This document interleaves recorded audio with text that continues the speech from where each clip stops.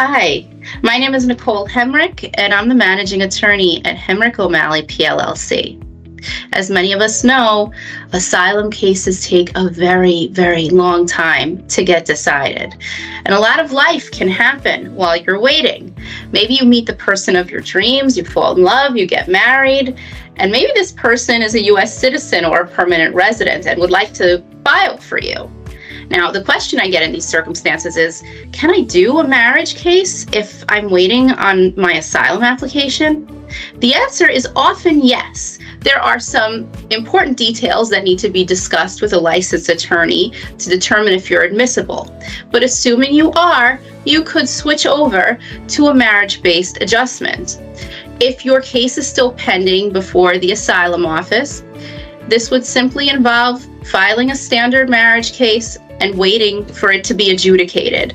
Assuming that you don't get called in for your interview on your asylum while you're waiting on your marriage-based green card, once you get the green card, you can simply write the asylum office and say that you are withdrawing your asylum application because you now have gotten your green card based on your marriage. If, on the other hand, while you're waiting for your decision regarding your marriage-based case, you get called in for an interview, you could do a few different things. You could choose to go ahead with the asylum interview and see how it goes, and you'd still have the marriage case waiting in the wings, which might ultimately get you a green card anyway. You could send in a letter requesting that the case be held in abeyance, or that you get a rescheduled date because you're waiting on your marriage-based case, or you could choose to withdraw your asylum application at that point.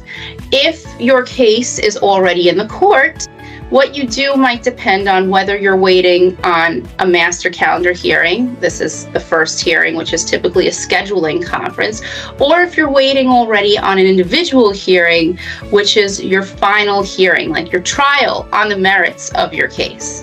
If you're just waiting on a master calendar hearing, your spouse can file the I-130. This is the spousal petition.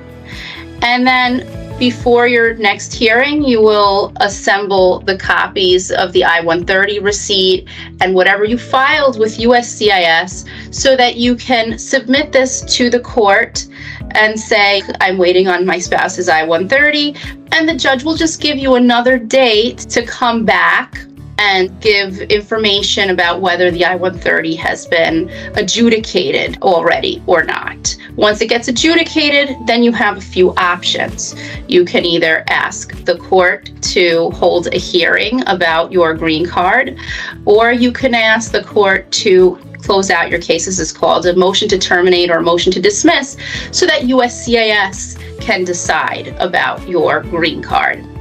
If you're already waiting for your individual hearing, there's another approach that you might want to take. If it's going to be a long time before your next hearing, you might want to do a motion to place back on the master calendar hearing, meaning take the case off the calendar for a hearing about your asylum and instead put it back to one of these scheduling conferences based on the fact that you are now waiting to hear about your marriage-based petition.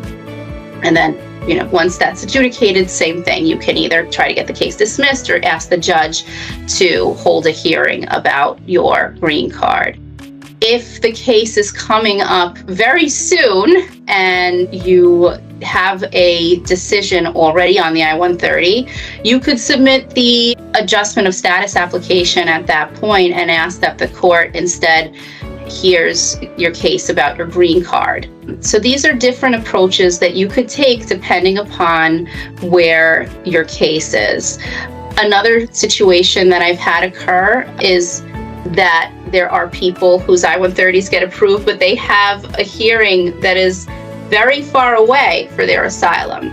In these circumstances, we sometimes file a motion to advance, meaning we want the hearing date to be sooner so that the judge can make a decision on the adjustment, the green card. Or, of course, you still have the option of just doing a motion to dismiss or to terminate. We'd be happy to assist you with this or any other matter. Please feel free to give us a call at 833-848-7838. Thank you very much.